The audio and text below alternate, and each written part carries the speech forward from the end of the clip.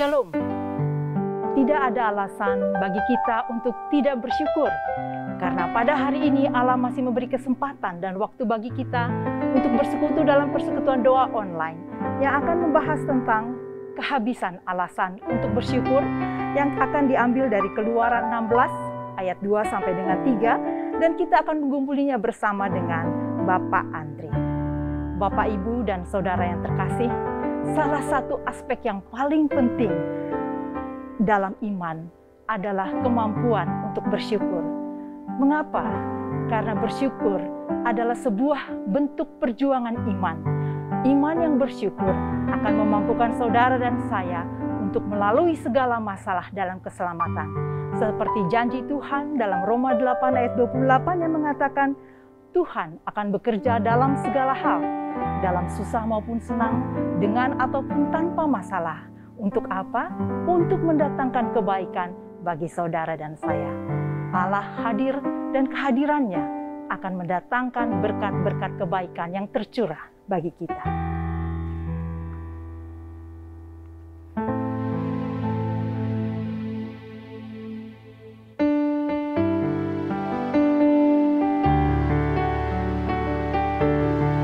Kita angkat lagu ini bersama.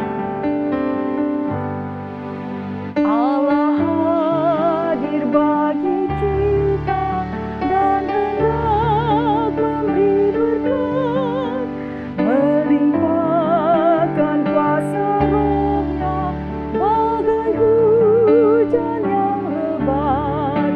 Dengan Roh Kudus ya Tuhan, umat-Mu berkatilah, baharui hati kami, oh curahkan kurnia. Allah hadir, oh percaya dan berdoa padanya, agar kita dikobarkan oleh nyala kasih-Nya. Dengan Roh Kudus ya Tuhan, umat-Mu berkatilah, baharui hati kami, oh curahkan kurnia. Mari kita bersatu dalam doa. Terpujilah Tuhan yang senantiasa hadir dalam setiap saat kehidupan kami. Sayangnya terkadang kami mengabaikan kehadiran-Mu Tuhan. Kami lebih fokus pada keadaan dan masalah kami tanpa menyadari Engkau ada di sana. Kami mau belajar Tuhan, memahami kemahahadiran Tuhan, terlebih ketika badai menerpa kehidupan kami, sehingga tidak ada alasan bagi kami untuk tidak bersyukur dalam kehidupan ini. Pimpinlah kami untuk memahami dan mensyukuri kehadiran-Mu Tuhan. Hanya di dalam Yesus kami berdoa, terpujilah nama-Mu yang besar dan agung. Amin. Bapak, Ibu, dan saudaraku yang terkasih, Allah hadir bukan hanya sekedar hadir, tapi Dia hadir memberikan kontribusi, yaitu memberikan kebaikan bagi saudara dan saya. Dan mengapa Allah mau hadir? Karena Dia begitu mengerti dan peduli akan keberadaan kita.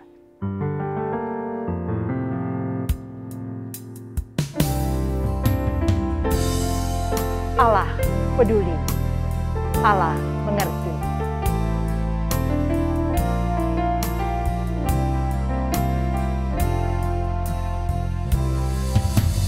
Banyak perkara yang tak dapat ku mengerti, mengapakah harus terjadi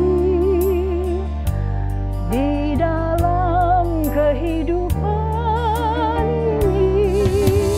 Satu perkara yang ku simpan dalam hati, tiada sesuatu kan terjadi tanpa Allah peduli. Allah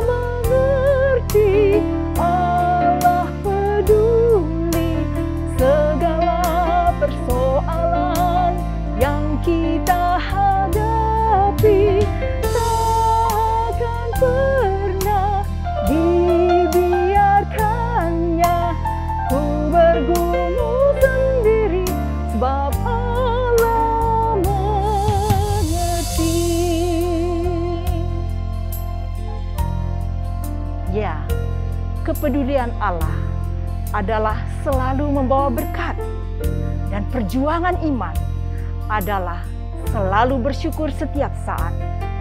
Masihkah saudara dan saya enggan untuk bersyukur?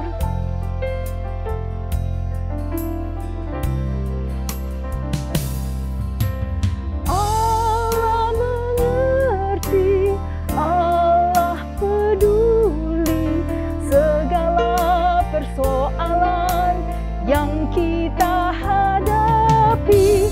Takkan pernah dibiarkannya ku bergumul sendiri, sebab Allah mengerti.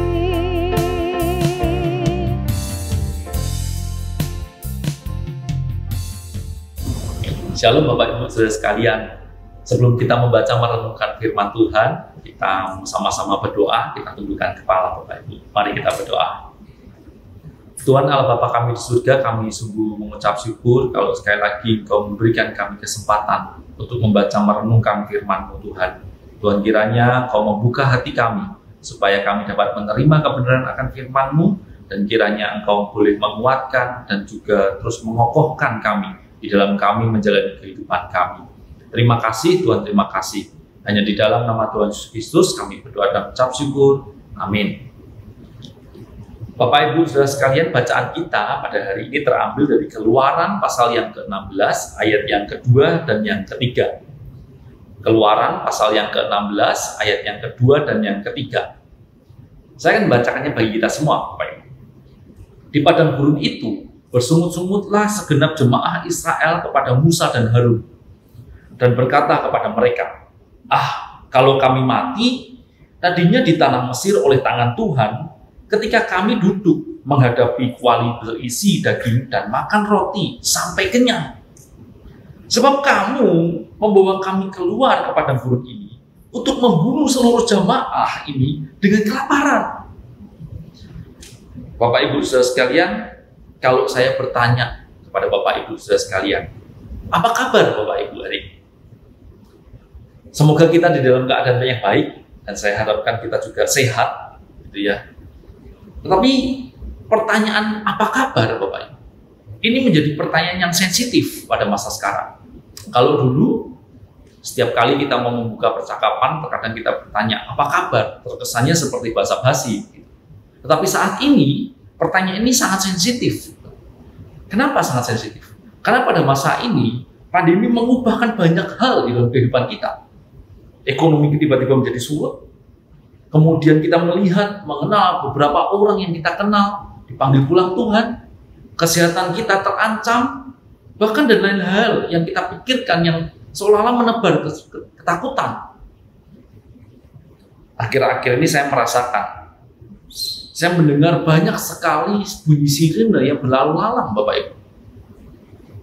Pandemi ini menyebabkan perubahan yang begitu drastis kehidupan manusia.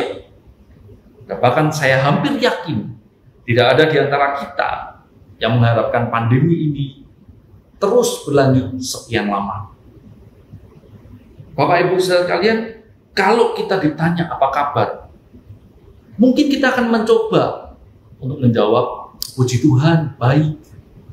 Tapi seolah-olah realita itu tidak seperti itu, Bapak Ibu. Kita tidak dalam keadaan yang baik-baik saja.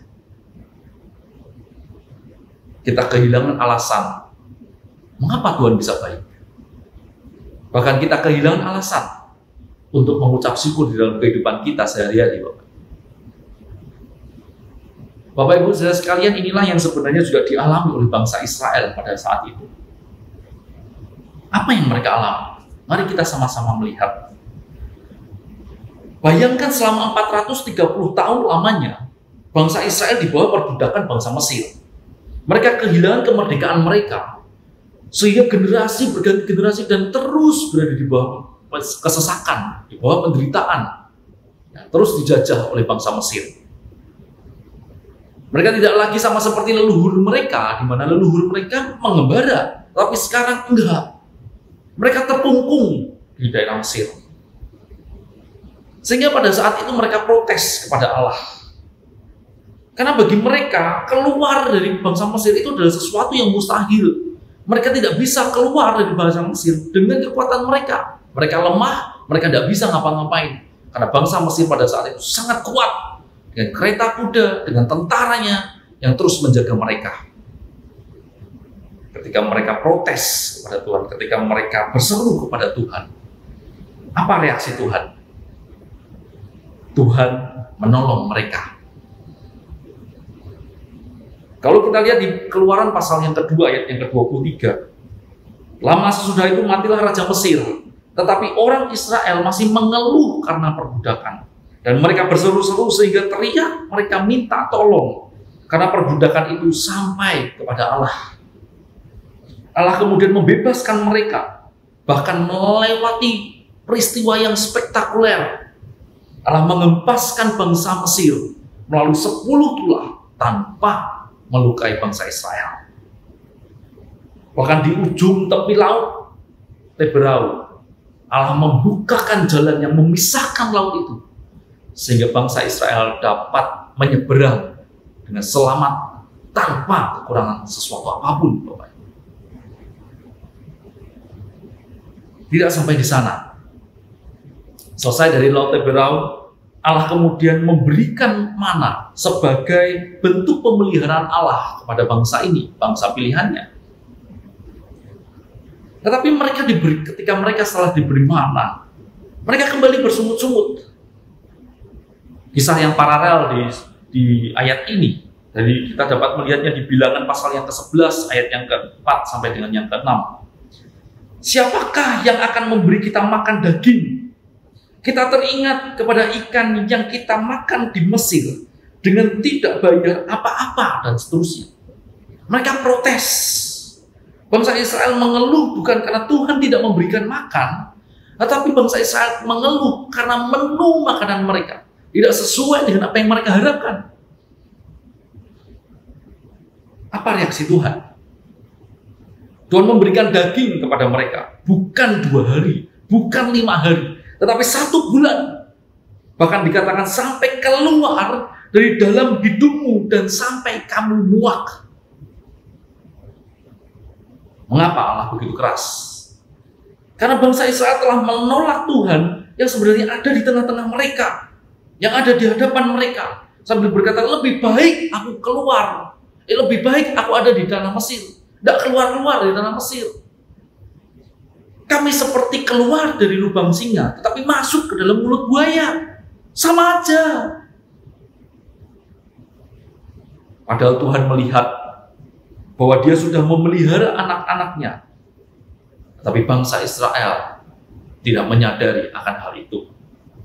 Alih-alih bersyukur, mereka justru mengeluh.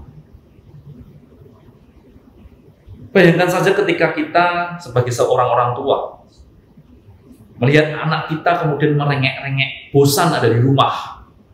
Anak kita pengen keluar jalan-jalan ke mall. Kita mencoba membujuk anak kita, ayolah tenang, tetap aja di rumah. Jangan, ini situasi lagi tidak enak. Situasi lagi berbahaya. Tetapi anak kita terus merengek dan merengek. Kemudian dengan belas kasihan, kita memutuskan, oke lah, kita ke mall. Dengan segala persiapan tentunya.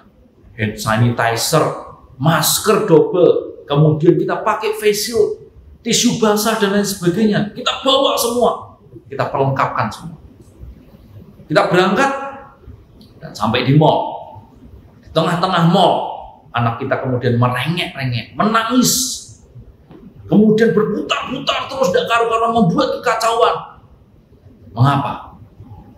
Dia menangis, dia berkata, aku tidak mau pakai sandal yang kuning. Aku maunya pakai sandal biru. Terus merengek. Kita sebagai orang tua, yaudah, ayo berdiri kita beli. Tidak mau, tidak mau. Aku maunya di sini. Pokoknya aku maunya di sini dan pakai sandal kuning. Terus merengek. Bagaimana perasaan Bapak Ibu Saudara sekalian? Ada perasaan jengkel, marah. Tahu gitu kan tidak usah keluar. Dan bisa jadi pada saat itu kita membelikan banyak sepatu kuning, sandal kuning untuk dikasih ke anak kita, bukan? istilah nyok. Marah, geram. Kita loh sudah berbaik hati. Tapi kenapa kamu seperti itu? Inilah sebenarnya perasaan Allah juga bagi bangsa Israel, kepada bangsa Israel. Seharusnya bangsa Israel merasakan bahwa Allah itu sudah rela membebaskan mereka, merawat mereka, memelihara mereka. Tetapi apa yang dilakukan bangsa Israel?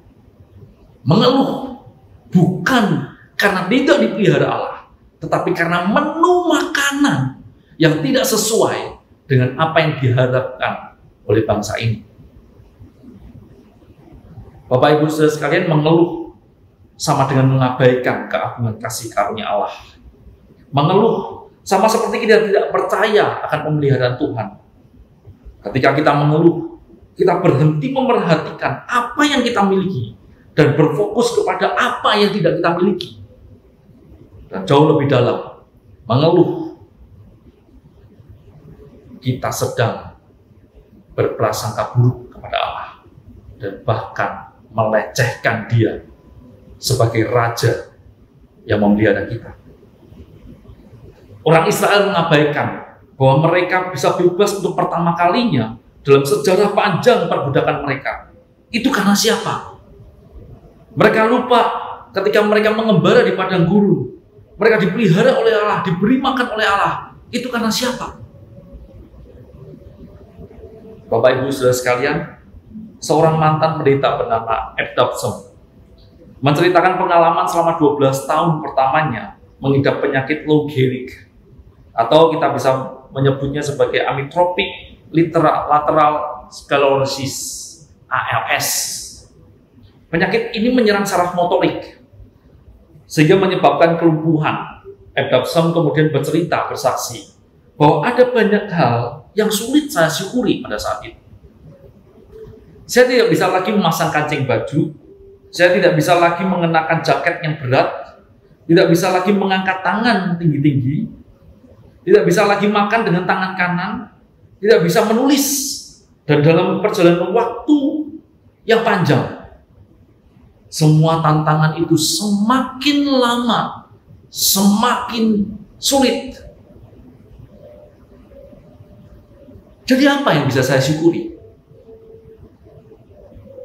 Dobson menundukkan kepala.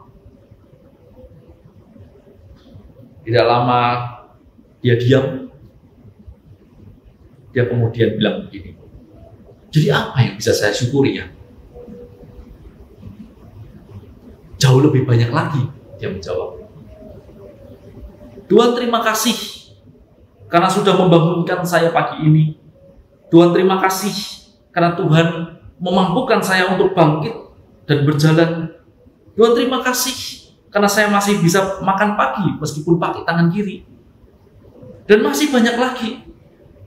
Melalui ALS ini, penyakitnya, saya belajar untuk berfokus pada apa yang bisa saya lakukan, pada apa yang Tuhan berikan, bukan kepada apa yang tidak bisa saya lakukan. Saya belajar untuk bersyukur atas hal-hal kecil dalam hidup saya. Dan banyak hal yang masih bisa saya lakukan. Untuk itu saya bersyukur.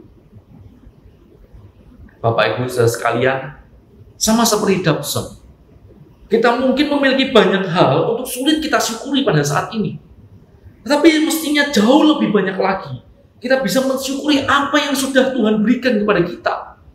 Dan apa yang masih bisa kita lakukan di dalam kehidupan kita. Mari kita bersyukur dan fokus pada apa yang sudah diberikan Tuhan, bukan apa yang tidak diberikan Tuhan.